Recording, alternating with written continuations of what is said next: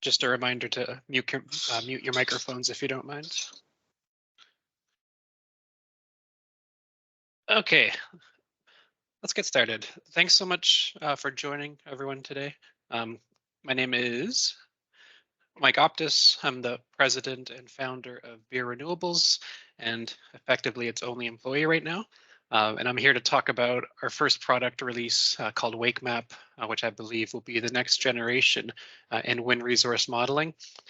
I have about a half-hour presentation, and I'm going to be running this whole thing solo. So I would just ask, in terms of meeting guidelines, I'm going to try and get through the presentation, after which point I will get my trusty phone out and start looking at the questions. So feel free to drop questions into the chat feature as the call goes on. And then once that's, once we finish the presentation, I'll look through the chats and respond to hands up and go from there. So you should see the hand feature to raise a question once the meeting is finished, and feel free to, again, write the question down in the chat room. So with that, let's get started. WakeMap is all about quantifying and understanding long wakes. And by now, I think everyone has probably heard about long wakes. These are extra long wakes that occur behind the flow of a wind farm. And there's just a ton of evidence coming from especially satellite observations in Europe.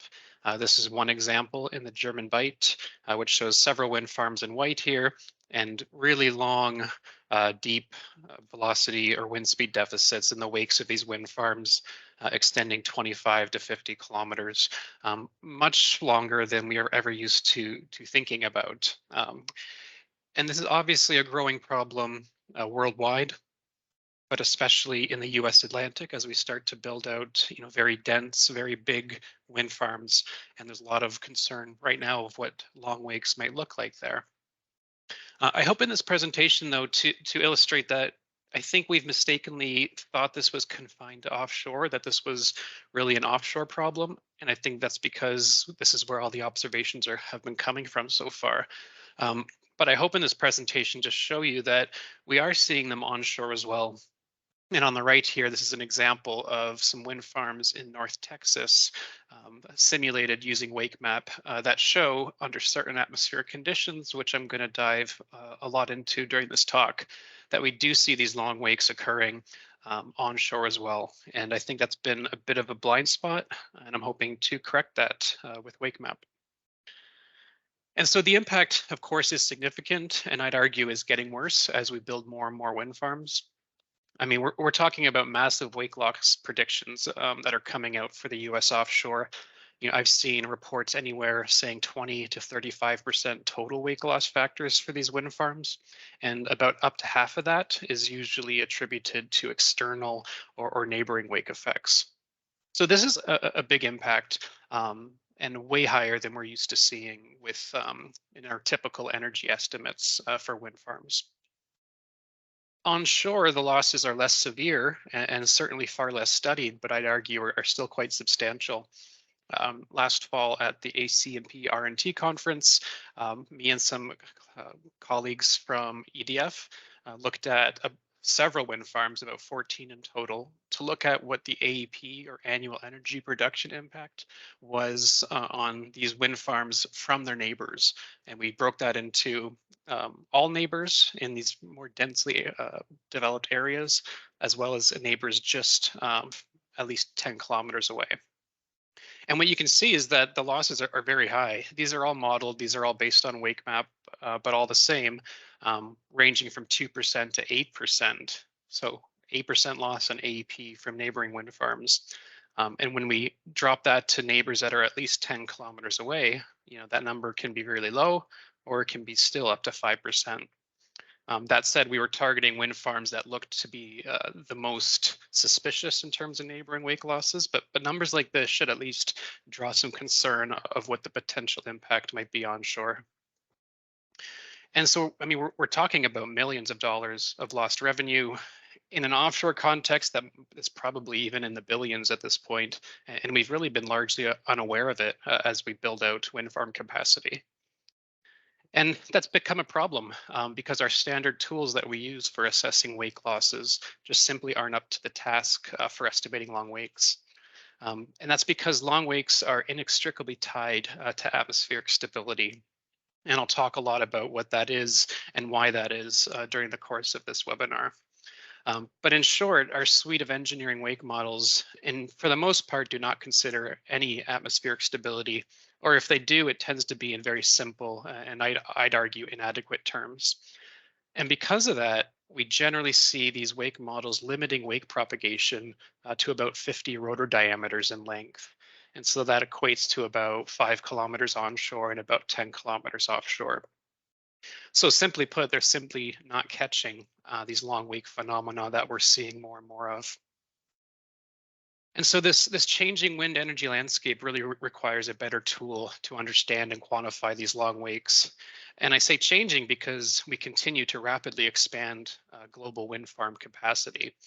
And in the US especially, this as the map on the right shows, we continue to build out wind farms in these already dense energy areas, largely unaware of the growing risk. So here we're showing all the wind farms in the continental US and southern Canada in green, and in red is everything new that came on in the last couple years. And you can see the continued clustering along these targeted wind belts, for example, and not much built out on its own. So if we're going to understand and quantify long wakes and plan and anticipate them, we really need better tools that are founded specifically, I believe, in numerical weather prediction models that can quantify long wake impacts on a project. And that is exactly where WakeMap comes in. So what is WakeMap? I've taken a static snapshot of the interface here on this slide, but I think it'd be more useful to walk through a actual demo. So I assume the screen is still showing. So let's close that for a sec. On the face, WakeMap looks like any other wind resource map of the US. We have our high and low wind speeds and a distribution across the US as we'd expect. The difference comes in what we're running. So we're running simulations that have no wind farms plugged into them and simulations that do have wind farms. And the difference of those two simulations defines our difference. And in the WakeMap interface, we plot differences of wind speed at 100 meters, as well as gross capacity factor. That's an estimate based on the time series of wind speed. So if we were to switch, let's say, to the gross capacity, or let's do wind speed, you start to see a coarse level of the potential impacts of wind turbine wakes. And if we were to zoom in on area, let's say, this busy area near Abilene, and then we turn on our turbines tab, you start to see where these deficits are coming from. So we zoom even more, and as expected, grid cells with a lot of wind turbines have pretty large wind deficits, to the tune of 25% lower wind resource. That's not really what we're after. We're after the grid cells surrounding the wind farms. So when a grid cell around here that a conventional wake model would say has wake impacts of 0 because it's more than 5 kilometers away from the nearest wind farm. If we look on the top right, we're actually looking at a 6% decrease in wind speed or a 10% decrease in energy because of the wind farms that are surrounding this current location. So that's the base map, and we do have the project feature where, for example, if we wanted to go to, well, spinning spur is always a popular one. It zooms right there, and you can view the impacts from these farms. So that's where WakeMap is right now. Lots of developments underway that I'll talk about. Actually give you a sense of what the interface actually looks like. So specifically, we're looking at two core products to the WakeMap package. The first is the base map that I just showed you. And right now that is an interactive web interface at a 6-kilometer grid resolution. So relatively coarse, but a minimal viable product, I'd argue. And right now it's accounting for commissioned wind farms only. So only wind farms that are reported in databases such as the USGS database or the Canadian Natural Resource Canada database. That's all that appears right now. So nothing coming down the pipe, nothing that's in development. Currently, North America is available, with Europe and other emerging markets at 3 kilometer resolution coming soon. So we're starting to up the game in terms of spatial resolution. And really, I see this base map as an early stage prospecting phase and market research applications. So if clients are interested in understanding where should I think about my next wind farm, or what are the broader energy or financial implications of these long wakes, is really where I see this main map coming in. The second core product are these more targeted custom simulations, like the one I had shown in North Texas earlier. And here these become very and fully customizable.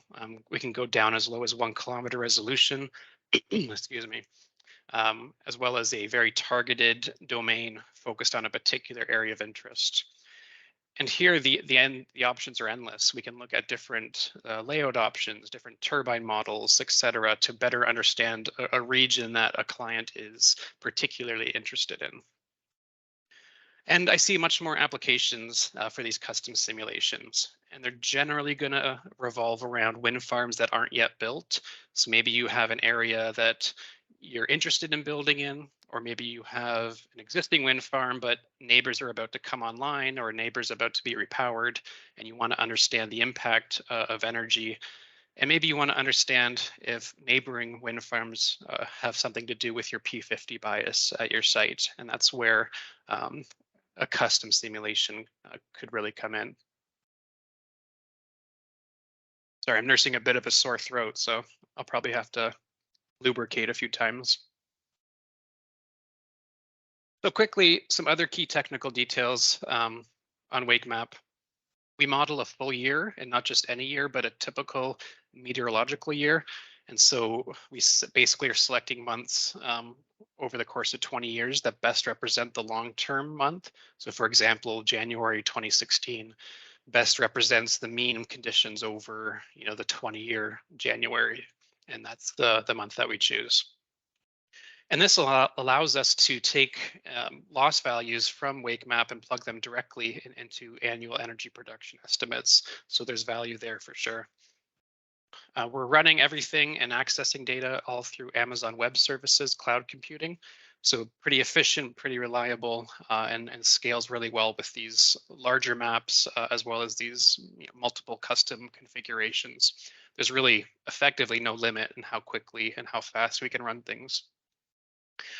WakeMap is available through annual subscription. I won't share the full details here, but a lower tier megawatt subscription gets full access to the map, as well as the underlying time series data, whereas the farther end, high end, I guess, terawatt subscription gets 66% discount on custom simulations, albeit with a higher annual rate. So it depends on the scale and amount of runs that you think you'd need might inform which subscription makes the most sense.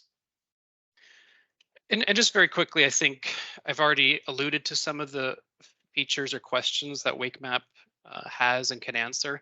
But just to go over them again, questions like, where should I build my next wind farm?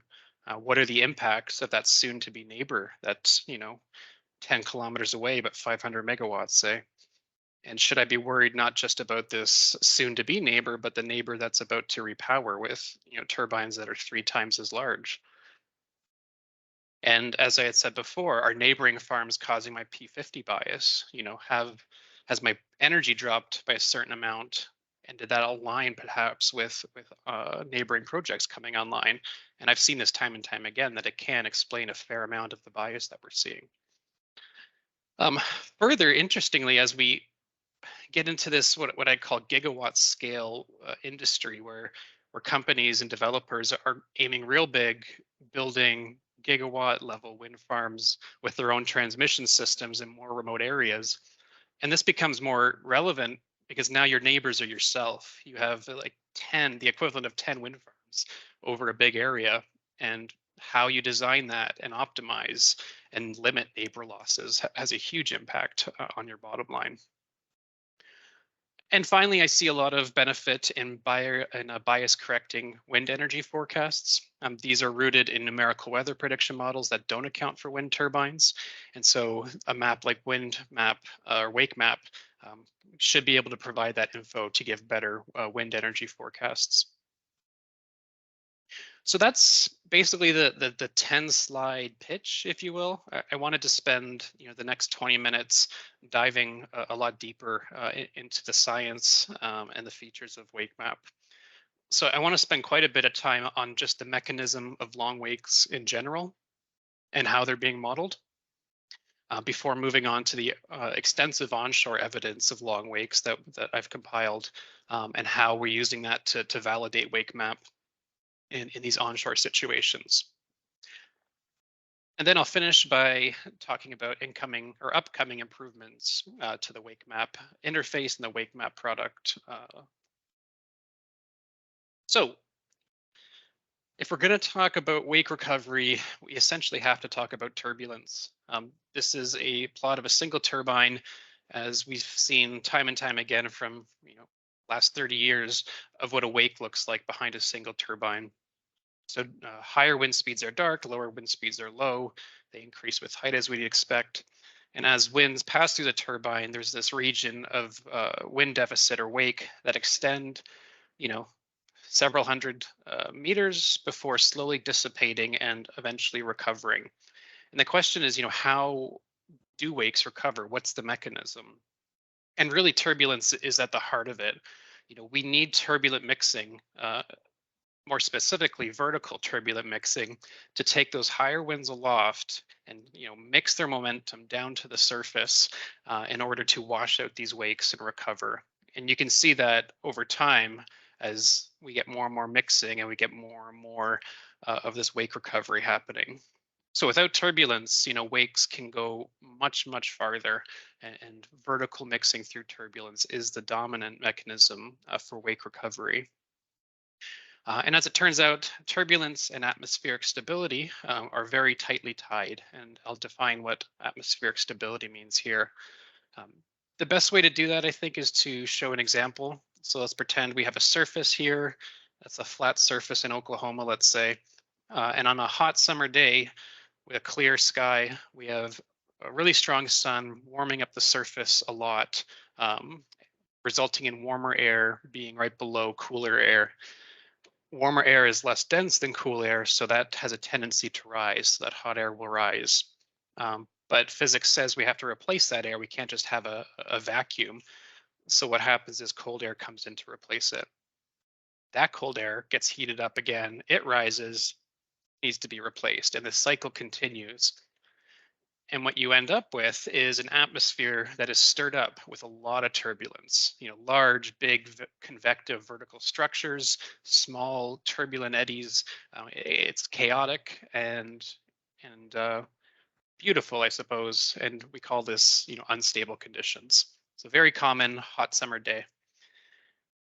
At nighttime of that same day, we get the complete opposite happening. So as the sun sets, the surface starts to cool faster than the air, and the air closest to the surface then starts to cool faster than the air above it. And now we have this opposite scenario where we have colder air, more dense air existing below less dense, warmer air. So we're not going to get that rise like we did in unstable conditions. And instead, we get this stratification where we don't see a lot of mixing and we have very little turbulence happening. And this happens again the same day. A few hours later, after really strong convective conditions, we can get extremely strong stratification where this temperature structure does not allow turbulent mixing to occur. And we call this stable conditions. And it's really in these stable conditions that are fundamental to long wake propagation. And at risk of overusing this animation, let's look at it again, but let's pay attention to what our temperature gradient is. So you can see when it's positive, in other words, we have warmer air above colder air, that's when we get these long trails of wakes extending between wind farms. And here we go. So it starts to be really strong. 8 degrees is pretty extreme, and the results speak for themselves. And it's not until, oh, still going. It's not until we see that number drop down to zero again that we get normal wake recoveries over the area, the distances that we've come to expect. And the problem is that these stable conditions are very common, especially in the U.S. wind belt. This is looking at a distribution of that temperature gradient at a permanent met tower at a wind farm in Texas. And you can see there's plenty of unstable conditions, and the mean looks like it would actually be on average unstable. But there's a lot of times where it's stable, and not just stable, but extremely stable, with these big tails pointing to these extreme conditions that we see on these cold winter nights or summer nights, for example. And because of this, nighttime daytime impact, we see quite a bit of trends in external wake losses or neighboring wake losses, depending on season and time of day. So at this case, based on this WakeMap run in North Texas, we see that the energy loss from neighboring wind farms varies between 7 and 3%, depending on the season, peaking in the winter months where it's coldest. Similarly, over the course of an average day, we see the biggest losses during the nighttime when we have that strong, stable stratification, and losses on average dropping below 2% when we're at peak day, so noon, with a strong surface heating going on. So that has a lot of implications if you think about price forecasting and load balancing, that we see these wakes and these neighboring impacts being extremely dependent on season and time of day. So I want to come back to these engineering wake models and try to understand, why are they struggling with long wakes? What's going on?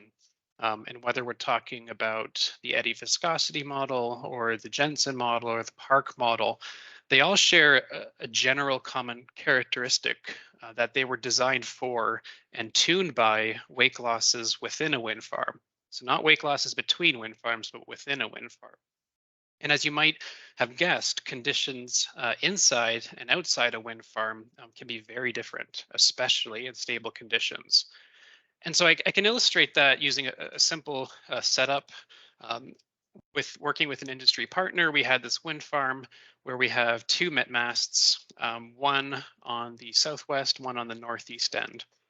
And if we were to look at wind flow in a certain direction, so let's say wind flow from the southwest, look at wind speeds above 3 meters per second, just to make them more relevant for wind power. And then look at stable conditions only, so where the measured temperature difference aloft and at the surface was greater than zero. We then could compare what the conditions look like between those two masts. And we show that here. So at first glance, the mean wind speed is a huge drop, as we might expect. That's probably not the most surprising part, where we have the upstream mast much higher than the downstream mast. I think what's more revealing is the mean turbulence intensity and the stratification, the temperature gradient. We have mean turbulence intensity of 5% on average entering the farm and 11.2% on average by the time it leaves the farm. So that's a massive change in turbulence outside and within the wind farm. And we see too that the temperature stratification, which is pretty strong in these stable conditions on average, starts to get broken up by the impact that these wind turbines are having on the atmosphere. They're mixing things up, they're breaking down that stratification, and they're increasing turbulence. So given that, it's obvious that engineering wake models designed for and tuned by within wind farms, they work well in these relatively turbulent conditions within wind farms, and these wakes recover relatively quickly within these wind farms because things tend to be relatively turbulent. But as soon as they leave the wind farm, then these were operating often in a completely different parameter space, outside the range of these engineering wake models and what they were designed for. And so that really, I think, summarizes the problem and why they haven't captured long wakes yet. So the question is, how do we best model long wakes then, if it's not wake models? And I'd argue, and many else would, that it's really numerical weather prediction models that are driving this change. I won't spend too much time on what they are. We should all be relatively familiar, but essentially they are 3D representations of the atmosphere under real environmental conditions. So essentially, if we're interested in some area, we drop a box over it, we slice that box into 3D cubes, and then we model exchanges of momentum, temperature, and moisture, turbulence between those cubes, essentially following fluid dynamics and atmospheric physics. So they're used all over the place, and I think their biggest advantage is that they capture their biggest advantage, especially for long wakes, is that they're able to capture the full diurnal and monthly variations, not just in the wind resource, but the relevant atmospheric parameters that drive winds or wakes, such as temperature and turbulence. We all probably all know and love the weather research and forecasting model. That is a open source model published by the National Center for Atmospheric Research in Boulder, Colorado, and is developed by a broad community of 20,000 plus researchers. So it's really become the industry standard, not just in the wind energy, but for the atmospheric community at large, and is really the go-to in all the wind maps we use. All the wind modeling we use now tends to be the WRF model. And in that sense, WRF has been very useful for wind farm parameterizations as well. So over the last maybe 10 years now, this wind farm parameterization has existed in WRF, and it's relatively simple. It essentially models a wind turbine as a momentum sink and a turbulence source. So what that means is for any given grid cell, depending on the turbines that are in there, it's going to extract a certain amount of momentum from the air and generate a certain amount of turbulence. And how it does that is pretty simple. We're just adding a couple new terms, to our Navier-Stokes fluid dynamics equations in WRF that really drive the exchange of momentum and temperature and turbulence. And so it's just as simple as this, essentially. Now, when we get to the amount of momentum being extracted and turbulence being generated, that's where we specify, power and thrust curves for given turbine models. And based on those curves and the number of turbines per grid cell, that defines what the energy impact will be. Typically, when we're running the WRF WFP, we're looking at multiple wind turbines per grid cell. So in this case, I think for a 3-kilometer grid, you could have anywhere from a couple to maybe 10, 15 turbines within a single grid cell. So clearly this is not a tool for internal wake loss estimates. And more specifically, WRF WFP itself isn't even a wake model. I don't want to compare that to existing wake models where you actually try to model how a wake propagates. Wakes in this context are merely a feature of an atmospheric model that has certain grid cells that take out momentum and export turbulence. And how those wakes propagate then and dissipate is not specified at all by the user, but that's going to depend entirely on the evolving atmospheric conditions in the model. So I think that's a key point. We're not making any assumptions, any default parameters on how a wake may propagate. We are letting the atmosphere, effectively do its thing. Okay. And because we're not making those assumptions, we see some interesting things, such as we don't always see losses when we're plugging turbines into the atmosphere.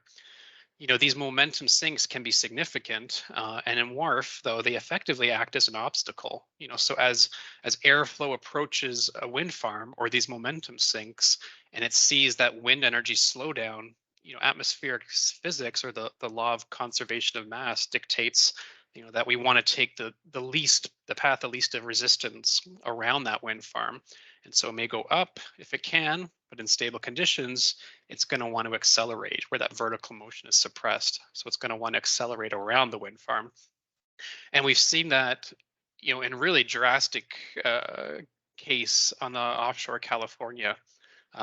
So recently, a WakeMap was run for a year over the Morro Bay call area, which I guess is a lease area now. It's been auctioned off. But what we're seeing are these huge, 20 megawatt turbines, a lot of them all at once over these three different lease areas. And again, on average, with a predominant northwest flow, we're seeing, wakes of 50 plus kilometers coming from this huge array on average. These are average conditions over a year. And we also see, on average, a significant wind boost in between this wind farm and this very jagged mountainous coastline. So what's essentially happening is that the airflow, as it approaches the wind farm, it's being slowed a bit. So you have this large scale blockage happening, and then it's accelerating around the wind farm, and especially being funneled between this, pretty major momentum sink and a mountainous coastline. And so we get this acceleration in the local wind, which is produces a wind resource that's higher there than would exist if that wind farm wasn't there at all. So pretty interesting implications on how 99% of the time wind farms are going to be removing energy, but there could be opportunities for strategic placement of your wind farm such that maybe you're picking up a little bit of that wind boost from a neighbor. And I think it's just worth emphasizing that engineering wake models just would never account for this. They're not built to account for wind boosts the way that running, WRF simulations are able to produce. So with all that talk about WRF WFP, it's probably no surprise then that WakeMap is based on the WRF WFP. And I think it's worth emphasizing, though, that WRF is fundamentally a research tool, and there are just a myriad options for how you set up your model, based on the dynamics that you run, the physics schemes, the spatial resolution, the parameterization of clouds or turbulence, or even wind farms. There's so many options, and no two WRF simulations are going to be equivalent. And the WRF uh, wind farm parameterization itself is sensitive to things like the spatial resolution, both horizontally and vertically, as well as the amount of turbulence that you allow to be generated and the time step. So how quickly do you march through your simulations and on what scale? So because of this, no two WRF models are the same, and really the where the industry players have been successful is producing WRF models that have been validated well against observations. And so with that, I wanted to jump into what we've done for WakeMap validation, while at the same time starting to show evidence of these onshore long wakes. Just check my time. So Veer Renewables, we were very fortunate to work with an industry partner to validate WakeMap at several locations. And we essentially validated at 4 key target locations across the major US wind belt. So Texas, Oklahoma, Minnesota, and Illinois. And we had to find we ended up finding 5 wind farms, which shared the same general characteristics. One, they were operating for at least a year before and after neighboring farms were commissioned. So we have that pre-neighbor period and a post-neighbor period that we can compare. We needed to have a free stream permanent met mast pointing in the same direction as one of those neighboring farms. So free stream meaning our met mast was not impacted by our own project's wind turbines, but it could be by the neighboring farms. And ideally, which isn't always the case, the met mast had vertical temperature gradient measurements, which we could use for atmospheric stability calculations and look at, how WakeMap validates under different conditions. So in short, we were looking for something like this, where we have, say, a wind farm that came online in 2017. We have an upwind met mast with the winds blowing from this direction and a couple neighbors that popped online a couple years later. And so we have a good period of record to analyze. And it turns out that these met masts show quite a bit of evidence of long wakes. That's hard to see if you're just looking at the straight wind resource and how do you attribute, general wind resource variability to long wake impacts. And it's really about how you look for them. So I found a lot of success, in particular, comparing these met mast wind speeds to those predicted from the ERA5 reanalysis product. So for those that aren't familiar, ERA5 or reanalysis products in general are global atmospheric simulations. So they're, again, cut into 3D chunks, just like WRF is, but they're coarser and they cover the whole globe. and they're hindcasts. So they're essentially our best estimate of the atmosphere going back in time. And the way they're produced is you gather all your global observations, you connect the dots essentially using atmospheric physics, and then you portray this best estimate of the atmosphere on these set prescribed grid levels. And Aero5 has exploded in recent years and just keeps getting better, and it provides really good estimates of wind resource, especially on daily and especially monthly scales. The crucial point about Aero 5, though, is that it's not informed by actual surface wind measurements, but rather it's driven by these upper altitude measurements. So what aircrafts are telling us, or what weather balloons that we release into the air tell us. And there's a good reason for that. You could imagine if you're in Texas and a 5-meter weather station was informing Aero 5, but then a pickup truck drove in front of it for a few hours and then left, and it reduced its wind speeds by 20%, let's say. You don't want that observation affecting your global model. So instead, we need the winds aloft. And we can still rely on surface measurements like temperature, pressure, things that are less sensitive or less impacted, by what's going on at the surface. And those are used. But critically, then, Aero 5 not using surface wind measurements is not going to see the impact of wind farms on the wind resource, but the MetMast will. And so if we were able to compare the MetMast versus Aero 5 over time, maybe we could see trends that would reveal the impact of long wakes. And I can show an example of this in Texas for this particular setup. So we had a target wind farm come online. Let's call it year one, just to keep things a little more confidential. And then we had a lot of build out in the years that followed, about maybe 5 to 7 kilometers away for the closest farm, a couple in year 2, year 3, year 5. So a lot of upstream neighbors in a pretty dominant wind direction. And if we looked at what the MetMast was telling us, sorry, I should have put the MetMast right about here. It tells an interesting story. So there's a lot in this graph, but let's walk through it. On the x-axis are the different years. And on the y-axis, we're plotting the ratio of monthly MetMast wind speeds to the Aero 5 wind speeds.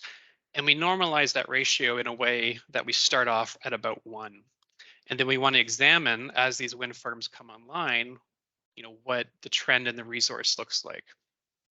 And you can see what jumps out at you is probably this blue line in stable conditions. If we isolate for this southwest flow in stable conditions, we see a massive drop in the wind resource as these neighbors are commissioned. A little bit here maybe, and then things tend to stabilize. There's a lot of noise, of course, because it's a modeled product. It's not always going to measure perfectly. But if we look at these monthly ratios, which are rolling averages too, we're doing 12-month rolling averages to smooth out seasonality, we see a massive drop. By contrast, it looks like a drop in unstable conditions initially, but then again, because of noise, things tend to recover, and we're looking at a relatively minimal impact in unstable conditions. If we take it all together, we definitely see this trend and a general stabilization of the wind resource that overall has dropped about 8% because of these upwind wind farms. So we've produced plots like this for each of these target locations. They're included in the white paper I released a couple weeks ago. But the evidence seems pretty clear. We see this breakdown. We see the stable conditions resulting in even bigger losses, and they are time and time again correlated with the timing of these upwind wind farms. And to my knowledge now, this is the best evidence that we've had onshore for these long wake phenomena. So if we do this for each of the 5 sites, we get a validation table that looks a bit like this. So our different sites here, the approximate upwind neighbor capacity that we're talking about, the distance that they're, how far away they are. So sometimes we have big farms that are relatively far away, sometimes small farms that are close. And now we're looking at the mean wind resource deficits for that targeted sector under these different stability conditions. In some cases, we don't have the temperature measurements, so these are left as NA. And then we compare observed versus WakeMap modeled. And over the course of 5 sites, you can see that on average, at least, WakeMap's doing a really good job on estimating the drop in the wind resource from neighboring wind farms. It tends to vary depending on the site. So an overestimation here, a decent underestimation here, but we're coming out to about the right value over the course of 5 sites. When we look at the 3 stable cases, it looks like a slight underestimation and a slight overestimation in unstable conditions. So at least for this approach, things are looking pretty good. We're now in the process of doing more extended validation, trying to find more interesting scenarios where we can validate. And this site at Minnesota was particularly interesting. Um, the industry partner in this case left up 4 pre-construction met masts at a location even after the wind farm was built. So we had a lot of data from these 4 towers before the wind farm came online, and then a good amount of data after they came online. And this was really interesting because you can see the wake impacts from these different masts are going to be quite different. And so if we could examine the speed ups, in other words, the ratios between the mean winds at the different towers before and after the wind farm was commissioned, and then do a modeled run of that, we should get some interesting indication of how well we're capturing these long wakes coming from this wind farm in particular. So like always, we're going to focus on northwest flow with our temperature gradient greater than 0. And then we want to assess these speed ups, all relative to M1.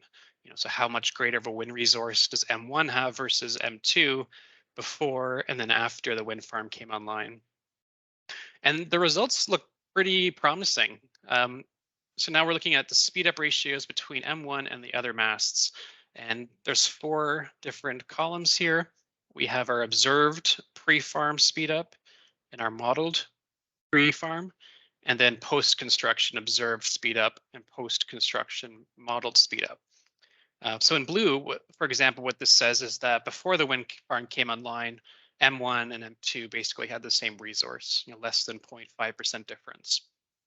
WRF thought the difference was closer to 2%, so a bit of a miss on WRF there.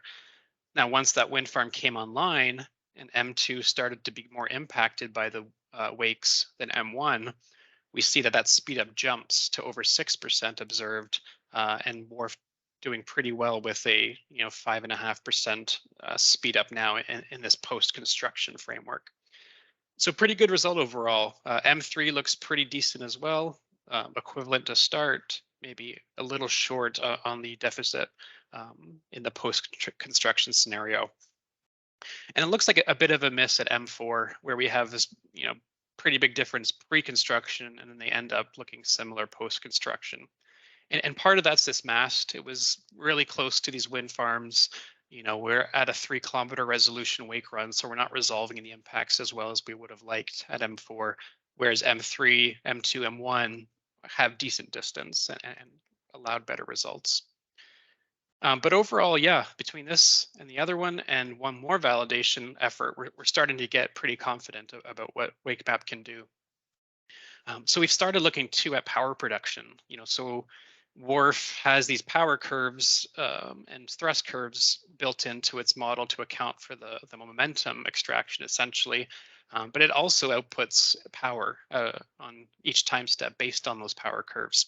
So we can start to analyze what our power production observed versus modeled looked like, but again, before and after these targets or these neighbors came online.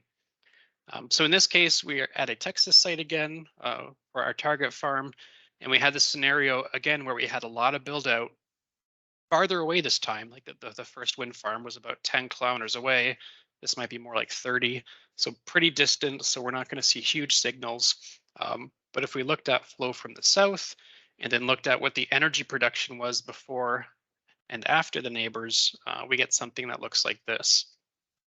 So first question is, what does WakeMap think the drop in energy is if we ignore these neighboring wind farms? What if we just run before and after scenarios with just the target wind farm? And we do that because of wind resource variability. We're not long-term correcting anything. We want to understand what's the natural change in the wind resource from year to year. And if we do that, we get this control test of about 2.3%.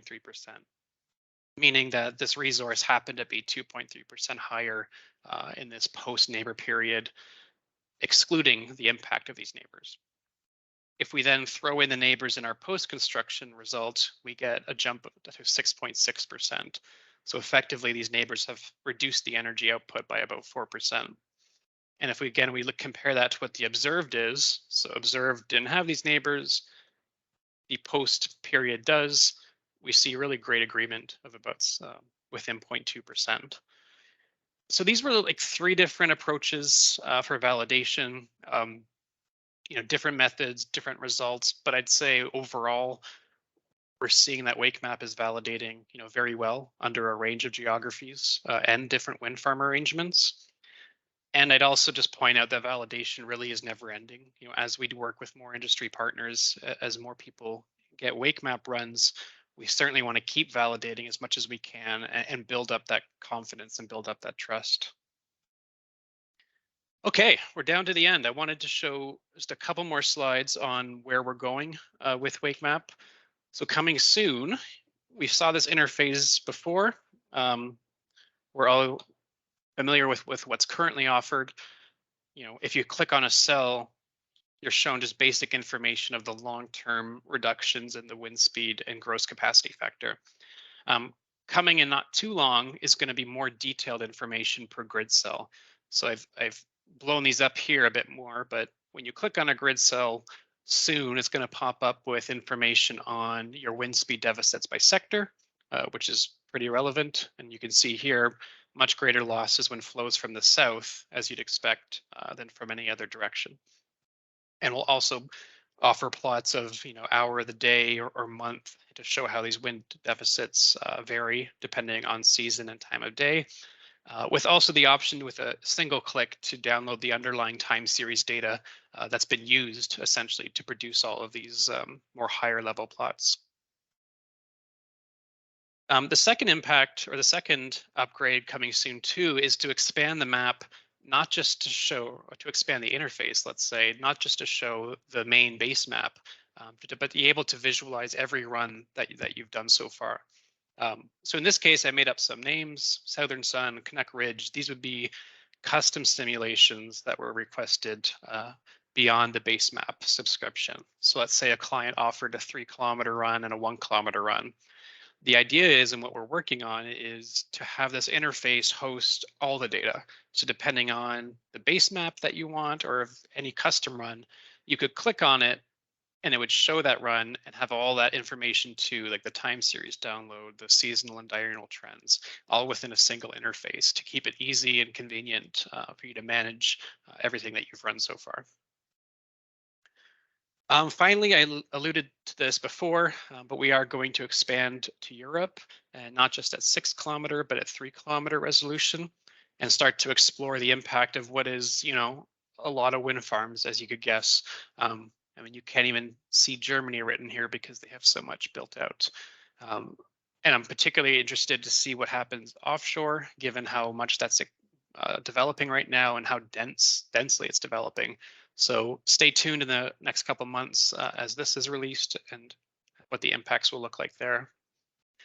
And beyond what I've said, I think I really want to emphasize that I want WakeMap to evolve, based on client needs, with a strong focus on client-driven development.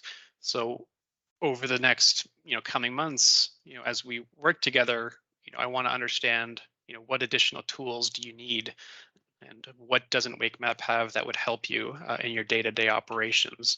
Is it more variables? Do you need separate maps that include wind farms that aren't yet online, such as those, that are in the FAA filings at some stage of development but not quite built? What does that map look like, and what would be the most valuable?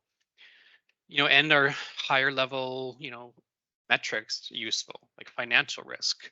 Given what's coming online, here are the wind speed and energy implications, but how does that translate to financial risk depending on, power prices and things of that nature? So final slide. Thanks everyone for tuning in for so long. The message is pretty straightforward. The landscape is changing as we're seeing, and I think so should your wind map. And long wake modeling and WRF is very quickly becoming the new industry standard for how we assess and quantify external or neighboring wake losses. And having run now 20 plus years of these simulations over 15 different sites, both onshore and offshore, and increasing as we do more of these runs, I feel like Veer Renewables is leading this charge in this new emerging field. And I think WakeMap in particular is going to be a vital tool quantifying long wake impacts, and can literally save you millions of dollars depending on where you build your next wind farm and what to expect from it. So if you're interested, please get in touch and we can book your demo as soon as you like. Okay, that wraps up the presentation. Oh my gosh, it's 9:52. I'm so sorry. I'm more than happy to stay on late if there's questions, but that went longer than I thought. I'm going to check the chat room real quick and then look at hands up. Yeah. All right, I'm going to start with, if you don't mind, Tobias. Hey, Tobias, would you think that this can be used in wind resource assessment? And how would you deal with long time correction of the measurement data? Yeah, so I think it has a lot of value in wind resource assessment, provided wind farms are going to come online that you aren't aware of yet, or that haven't been built yet. And so we found, working with industry partners, that if you set up your Met towers, before, or sorry, but after these wind farms are online, those wake impacts from your neighbors are already going to be embedded in your wind resource data that you're measuring, and so there really would be no effective additional loss. If there are neighbors that are going to come online that you aren't capturing yet, those can be modeled with WakeMap. And under a typical meteorological year framework, we could then take those losses and apply them essentially as an additional loss factor to your energy results. And so that, I think, would meet that criteria for a long-term estimate.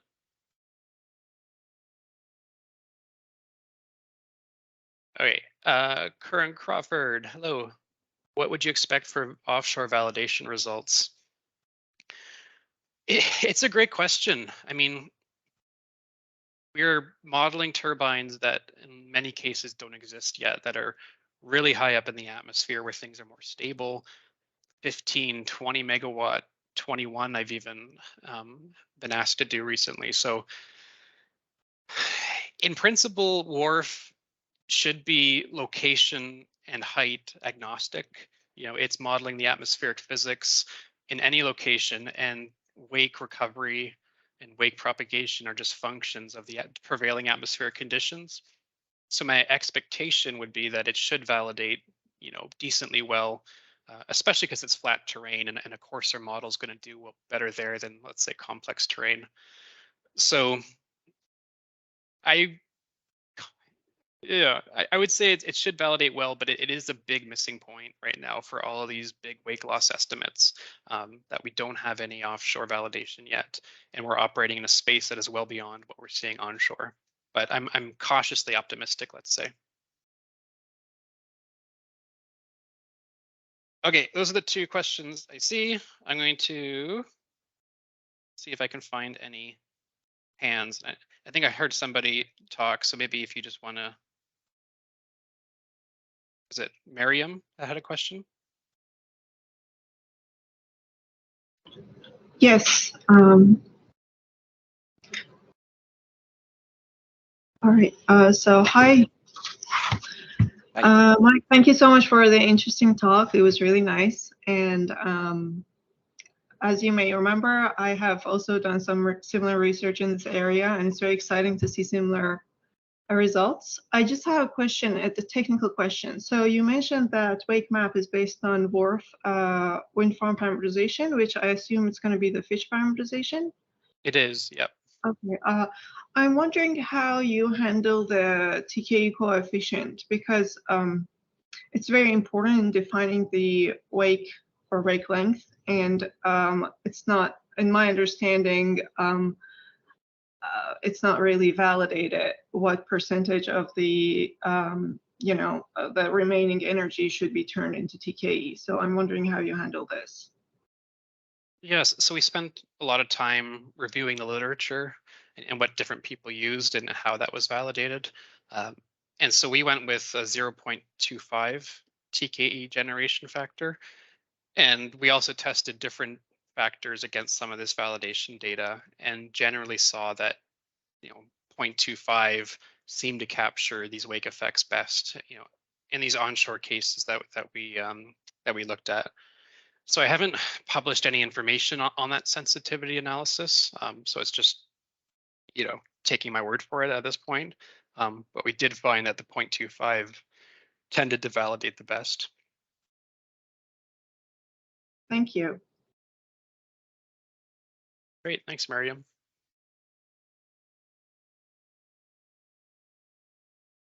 Okay, I just saw another chat come in from Tim.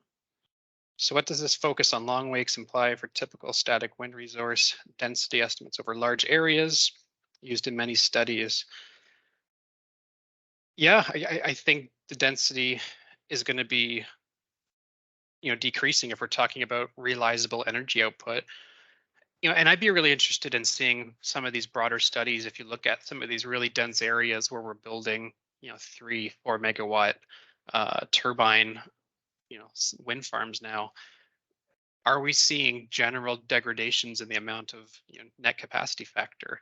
And my expectation is yes. Like when you weed out different technologies or ages of the wind farms, et cetera, I think there's going to be an ongoing decrease in these very dense areas of what we can actually produce year to year, which is where I think some companies maybe have the right idea in going to these more remote locations and building massive, gigawatt scale wind farms with their own transmission network, because they're going to be, avoiding, at least in the short term, a lot of these long wakes that are popping up. So I don't have any core numbers, but I would love to see a study that pulls EIA data for new wind farms, especially, and seeing how that trends over time as these wakes or as these regions get more densely developed. So thanks, Tim.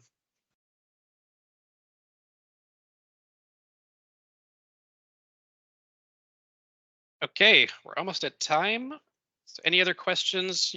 You don't have to raise your hand. You can just unmute and shoot at this point. So